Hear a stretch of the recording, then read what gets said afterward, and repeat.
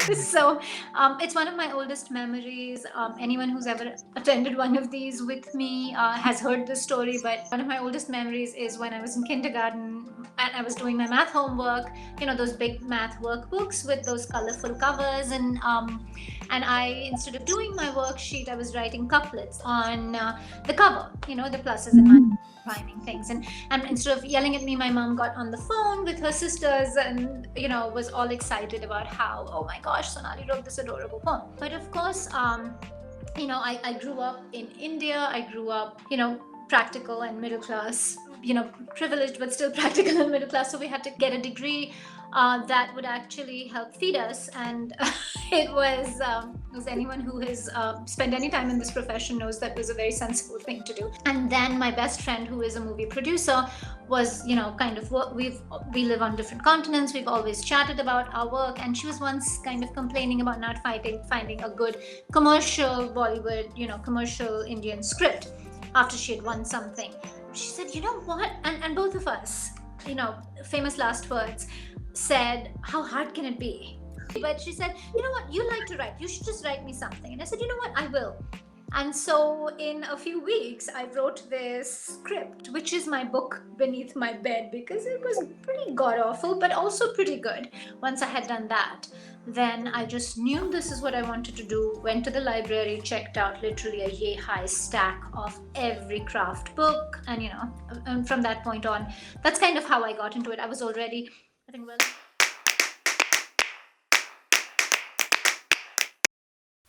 my best friend says to me, why don't you write something you'd love to read? Which I thought was what I was doing with this book. But then I was like, what do I really crave, right? I crave a really over the top, emotional, life altering love story. A lot of it is a very natural fit for me. I like those beats. I'm following emotional arcs, which, the romance structure does, cater to really well. And so yeah, while I don't think craft is different in how you develop characters or how you, pace or how you kind of manipulate a reader's emotion, all of that is craft across genres. But romance has its own structure. So of course I studied both those things.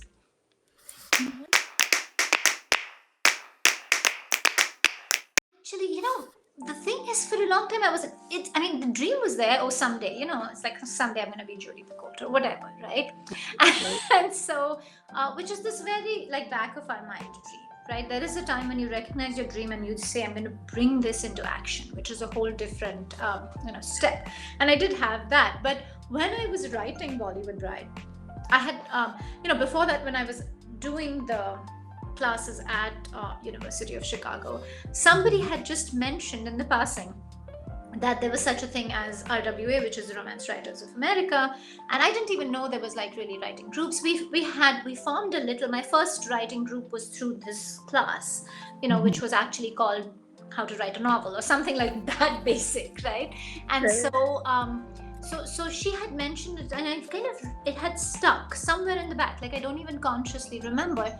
But then when I wrote this book, I had kind of promised myself that if I finish this book, then I will go out and search for whatever this RWA thing is and join it. And so I really didn't even do a Google search until I had finished the book.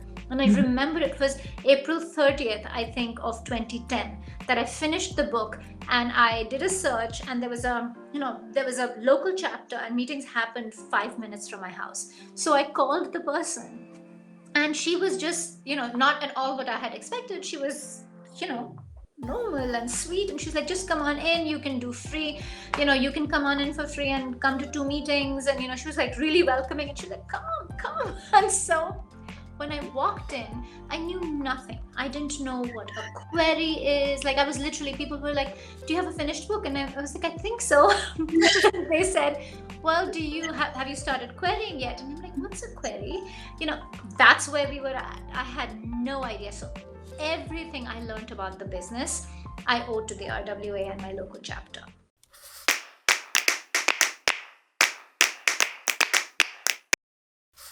So thus far, I've really been fortunate because the stories nudge at me before the idea comes. I'm told a time will come where I'll have to be, what do I write next? And so I didn't, instead of that, I had, these were just ideas that came from somewhere and that kind of lived inside me for a long time, and I wrote it. But in terms of process, what I have, of course, like everybody else, my process is all over the place. It's really, bizarre sometimes and hard to pin down. But for the most part, of course, it starts, and I know a lot of authors say this. Is it starts with character, right? I mean, these characters make, are where it comes from, but it's not character as in mother in Chicago, right? Or an immigrant mother in Chicago. It is a character with X thing broken about them. So I always think of my stories in terms of there being a problem, which is kind of an amalgamation of character and conflict. Because those are, like, if I were to give advice to anybody writing, to me, I think that if you have character and conflict in place, it you can get away with, you can get away with a plot that's not watertight. You can get away with holes and really annoy people. But if you have no character, and by that I mean a character who's fighting for something, which means conflict, then you don't get people to get into the first chapter, right? I mean,